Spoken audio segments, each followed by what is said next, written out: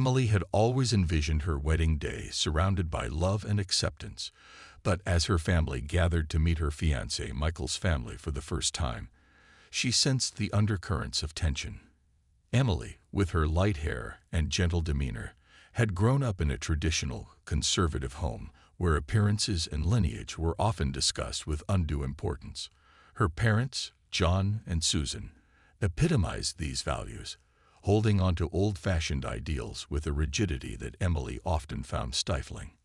Michael, on the other hand, was the product of a more diverse heritage. His father, David, was a self-made entrepreneur whose success was sculpted from a humble beginning. He was a man of color, poised and respected in his community, known for his philanthropy and the deep value he placed on diverse cultures and backgrounds. As the families met in the ornate living room of Emily's family home, the air was thick with the fragrance of fresh flowers and a hint of unease. Michael, ever the charmer, greeted Emily's parents with a warmth that was met with polite, albeit strained, smiles. David extended a hand to John, who took it with a hesitation that did not go unnoticed. The small talk that ensued was a careful dance around topics of weather, the beauty of the venue, and the upcoming wedding details. Susan, with a voice sweet as syrup, but with words that sometimes stung, made small remarks about the interesting flavor of the appetizers Michael's family had brought along. "It's quite exotic, isn't it?" she commented, the loaded word that hung awkwardly in the air. David simply nodded, offering a gentle smile that masked his discomfort. As dinner was served, conversations attempted to bridge the gap between two worlds. Emily found herself playing mediator, often smoothing over her mother's less than tactful queries about Michael's upbringing in a different cultural setting. Michael, catching every nuance, squeezed Emily's hand under the table, a silent thank you for her efforts to maintain harmony. Despite the elegance of the evening, with its fine china and silver cutlery that gleamed under the chandelier's light, the gathering felt more like a diplomatic meeting than a family union. Emily's heart ached at the thought, her gaze often flitting between her parents and Michael, whose ease and laughter with his own father showed a stark contrast to the stiffness on her side of the table. The night drew to a close with polite goodbyes and tight-lipped smiles. As the door shut behind their departing guests, Emily's parents exchanged glances, their expressions unreadable. Emily, caught between the worlds of her love and her lineage, wished more than anything for a wedding that would bring not just two people, but two families together in true acceptance and joy. The engagement party was held at a beautifully decorated hall, where twinkling lights and elegant decorations set the stage for what was supposed to be a joyful celebration of Emily and Michael's upcoming union. Guests mingled with drinks in hand, laughter filling the air, creating a festive atmosphere. Emily looked radiant in a flowing dress, her smile almost permanent as she moved among the guests, Michael by her side, equally dashing in his suit. As the evening progressed, Emily's parents, John and Susan, circulated through the room, their smiles a bit too practiced, their laughter a touch too forced.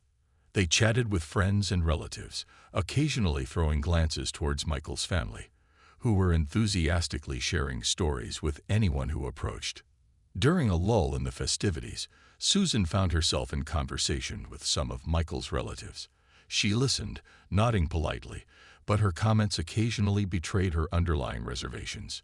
"It's so interesting to learn about different ways of life," she said, her tone light but carrying an edge that suggested surprise, perhaps even disbelief, that such differences were worthy of celebration.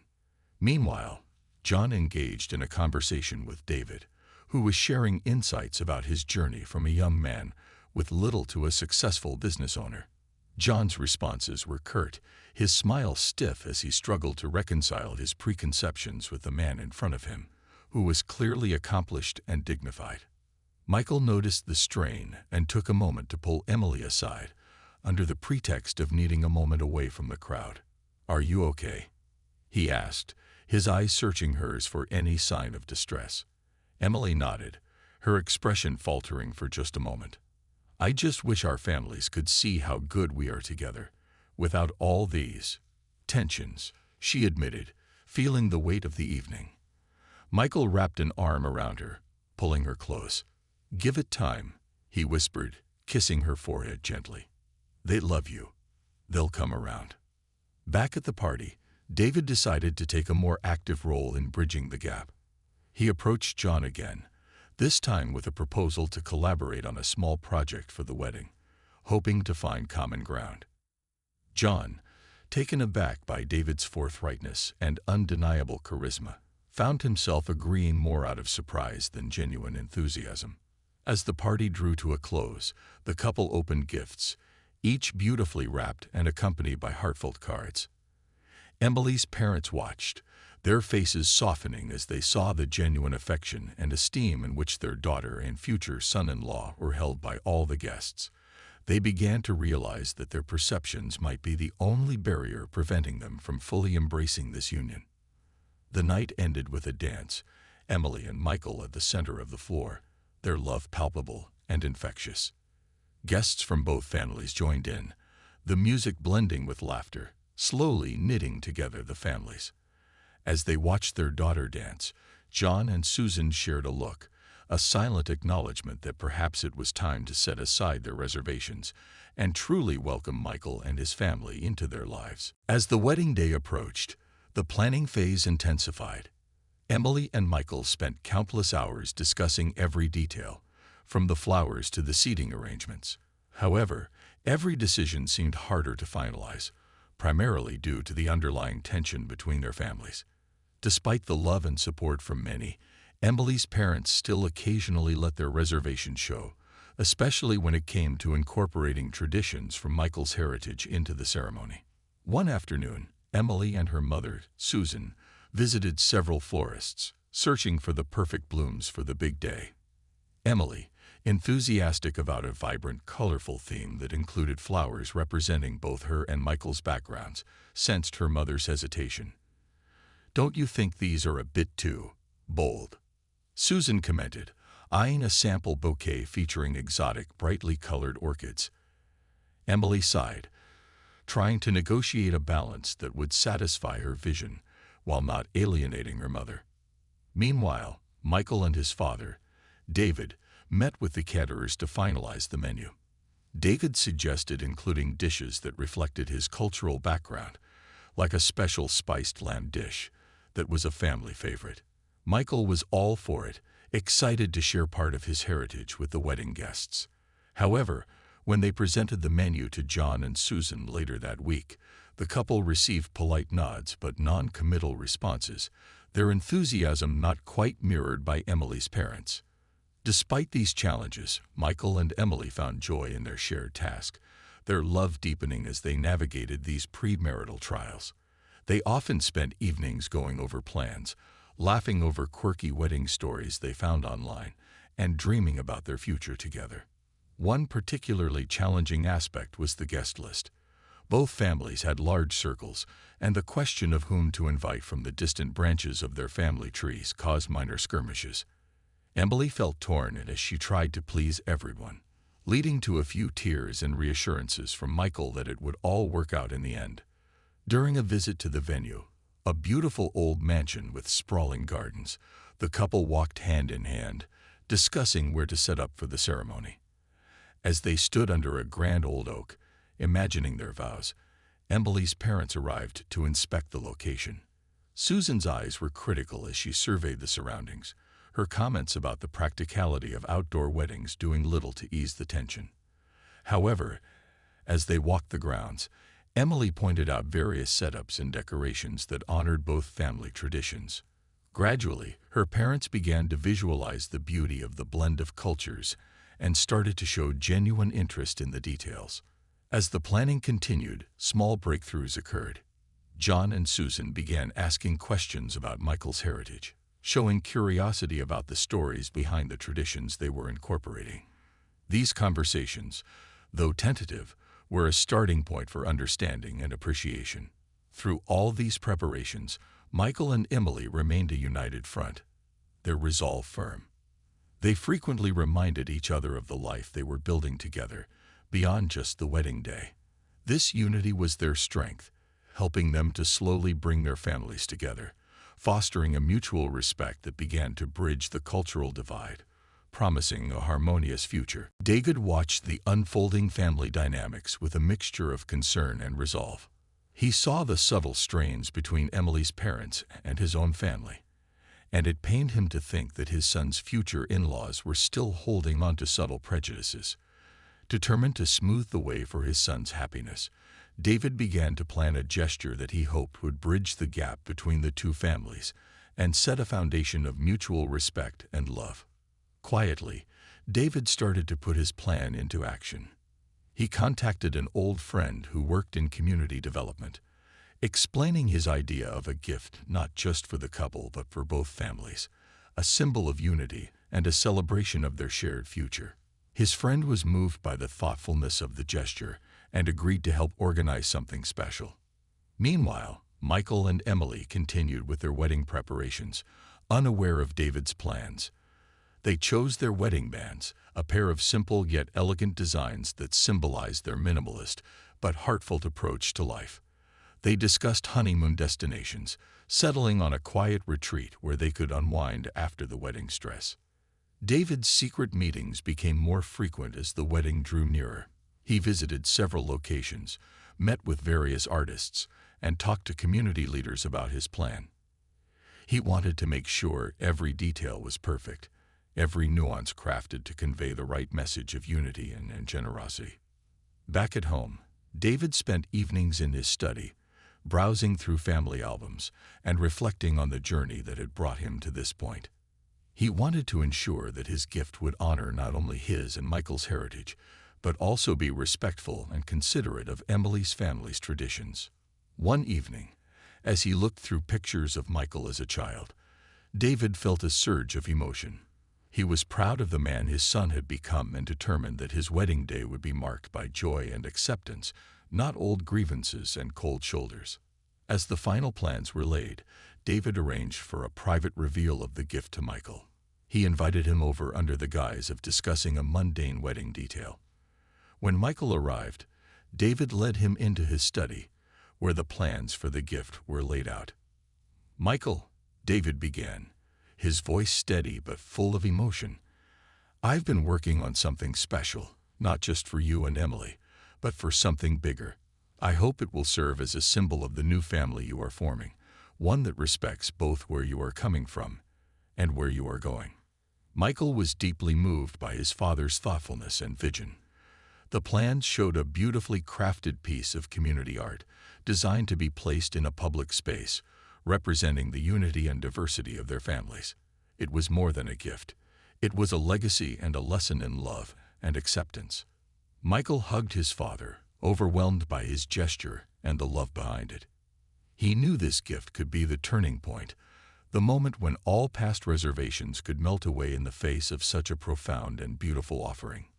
With Michael's blessing, David proceeded with the final arrangements, his heart lighter, hopeful that this would indeed be a new beginning for everyone involved. The night before the wedding, as the rehearsal dinner wound down, the air was filled with a mix of excitement and nerves. The venue was beautifully lit with soft, warm lights, creating a romantic and inviting atmosphere. Guests chatted happily, but beneath the surface, there were currents of tension that hadn't fully dissipated. John and Susan mingled with the guests, smiling and laughing, yet their smiles sometimes didn't reach their eyes. David, on the other hand, was a calm presence, speaking softly and warmly with everyone, his demeanor unflappable even in the midst of undercurrents of unease. As the evening progressed, John, perhaps feeling the weight of the impending union and influenced by the festive spirits, became a bit more outspoken. He approached David with a firmness in his step, pulling him aside under the pretense of discussing a last-minute detail about the wedding logistics. The conversation started with general pleasantries, but soon, John's true concerns began to surface. "David, I hope you understand. We just want what's best for Emily. We've always envisioned a certain kind of life for her, a certain standard," John said, his tone implying a contrast between their families. David listened patiently, nodding at intervals, his expression composed. "John, I understand your concerns," he responded, his voice even. "I too want the best for Michael and Emily. They love each other, and that's the most important standard for any life they build together." The tension rose as John, perhaps feeling challenged, pressed on about traditions and values, his voice growing a bit louder. The conversation was on the brink of becoming a heated argument when Emily, sensing the rising tension, came over. Her presence was like a breeze, cooling down the heated exchange. "Is everything okay here?" she asked, her voice laced with worry. Both men turned to her, their expressions softening. "Just discussing some old family stories," David said quickly, giving John a look that promised they would continue their discussion later in a more appropriate setting. The rest of the evening passed with a careful avoidance of any further conflict. Emily stayed close to Michael, her eyes frequently searching the room, making sure her parents and future in-laws were not left alone together for too long. Later that night, back in their respective rooms, both families reflected on the conversation.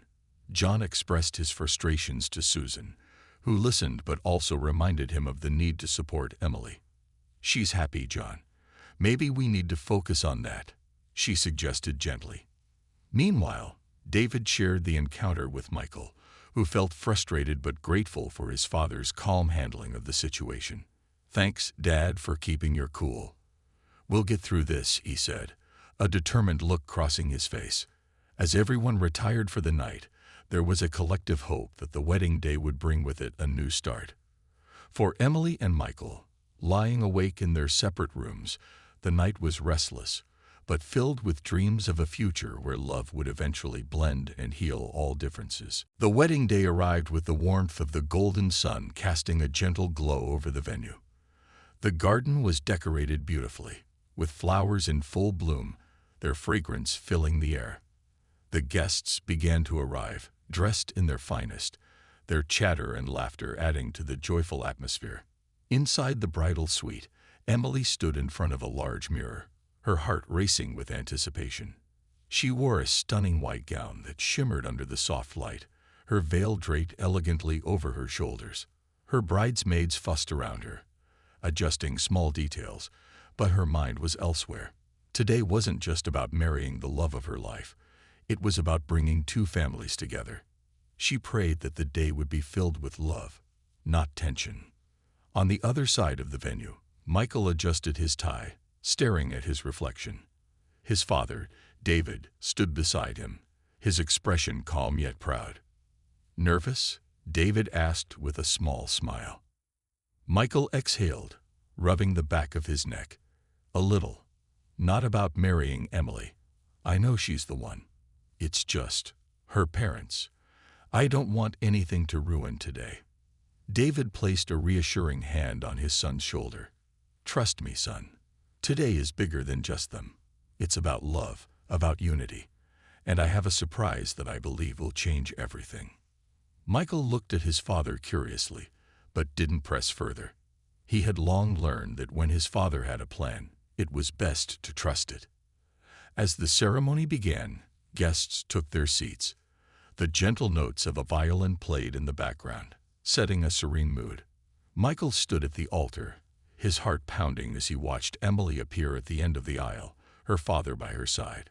She looked breathtaking, her eyes locked onto his, filled with emotion. John, walking beside his daughter, felt the weight of the moment. He had his reservations, his concerns, but seeing the way Emily looked at Michael, the pure love in her eyes, made something in his heart shift. Maybe love truly was bigger than expectations. When Emily reached Michael, John hesitated for a moment before placing her hand in Michael's. He looked into his soon-to-be son-in-law's eyes, and for the first time, saw the man who truly made his daughter happy. With a nod, he stepped back, allowing the ceremony to begin. Vows were exchanged, words filled with love and promises of forever. The guests listened intently, some dabbing at their eyes as the emotion in the air became undeniable. Finally, as the officiant pronounced them husband and wife, the crowd erupted into cheers. Emily and Michael turned to face their loved ones, hand in hand, their smiles radiant. As they walked back down the aisle, petals rained down on them, their journey into married life beginning with celebration. But the biggest moment was yet to come. As they entered the reception hall, David stepped forward, microphone in hand, ready to deliver a speech that would leave everyone stunned. The reception hall buzzed with excitement as guests settled into their seats, the air filled with the clinking of glasses and murmurs of admiration for the beautifully decorated space. The newlyweds, Emily and Michael, sat at the center table, their hands intertwined, their eyes sparkling with happiness. Laughter and conversation flowed, yet an air of anticipation hung in the air. Then David stood up, holding a microphone. The room quieted as all eyes turned to him. He had been a gracious presence throughout the wedding, always composed, always kind. Now, with everyone's attention on him, he took a deep breath and began to speak. First of all, I want to thank every single person here for coming to celebrate the love between my son, Michael, and my beautiful new daughter-in-law, Emily. He turned to the couple with warmth in his eyes. Today is not just about two people coming together, but about two families learning to embrace each other, learning to see beyond differences, and learning that love is what truly matters. A round of applause followed, though some guests exchanged curious glances. Emily's parents, John and Susan, sat stiffly, unsure of where this speech was going. David continued, his voice steady yet filled with emotion. When Michael told me he had found the woman he wanted to spend his life with, I knew she had to be special. And when I met Emily, I saw it instantly. The love between them is real, pure, and unshaken by anything. He paused, then added, and that is what truly matters. Not where we come from, not our traditions or backgrounds, but the love we choose to build together. A hush fell over the crowd as his words sank in. Even John and Susan seemed to be listening more intently now. David smiled, then gestured to the side of the room. I wanted to do something special today, not just for my son and my new daughter-in-law, but for all of us. A reminder that when we open our hearts, beautiful things happen. A set of curtains at the side of the hall was drawn back, revealing a large, stunning piece of artwork. It was a breathtaking display of two trees, their roots intertwined beneath the soil, their branches growing towards each other, forming a beautiful arch of unity. The roots were detailed with symbols representing both families' histories, and in the center, two doves rested together, symbolizing peace and togetherness. Gasps filled the room. The artwork was more than just a gift. It was a statement, a message of love and unity. It had been carefully designed with input from artists who took inspiration from both family heritages. David turned back to the crowd. This piece will be placed in a community space where generations to come can see what happens when love overcomes barriers. The room erupted into applause, some guests even rising to their feet. Emily wiped at her eyes, overwhelmed by the beauty of it. Michael looked at his father with immense pride. But the most surprising reaction came from John and Susan. They were silent, their expressions unreadable. Then, slowly, John stood up. The room stilled. He cleared his throat, looking at David with something that hadn't been there before: respect. David, he started, his voice thick with emotion. I didn't expect this. But I see now, I see what you've been trying to show us all along. He turned to Emily and Michael. I just want you both to know, I support you, and I'm proud of you. Susan sniffled, nodding in agreement. The tension that had once existed was gone, replaced by something warmer, something real. The guests erupted into cheers, and as the night carried on, it became clear that this wedding wasn't just the joining of two people, it was the beginning of a new, united family. As the applause slowly died down, the atmosphere in the reception hall changed. The air felt lighter, the smiles more genuine, and for the first time since the families had met, there was a sense of true togetherness. Emily looked at Michael, her eyes glistening with unshed tears. This moment meant everything to her. Her parents had finally seen the love she and Michael shared. And now, they had truly accepted him and his family. David took his seat, satisfied that his gift had done what he had hoped. It had built a bridge between the two families. He looked over at John, who was still standing, his expression thoughtful. There was a quiet understanding between them now, a silent acknowledgement that respect had been earned, not demanded. The evening moved on, and the guests enjoyed a feast filled with laughter and conversations. Emily noticed how her father, once hesitant, was now actively engaging with David. They spoke about life, business, and family, and with each exchange, the walls that had once separated them continued to crumble. Susan, too, was opening up, sharing stories with Michael's mother, who responded with warmth and kindness. Then came the first dance. As Michael led Emily to the center of the dance floor, the soft notes of a romantic melody filled the air. They moved together effortlessly, lost in each other's presence.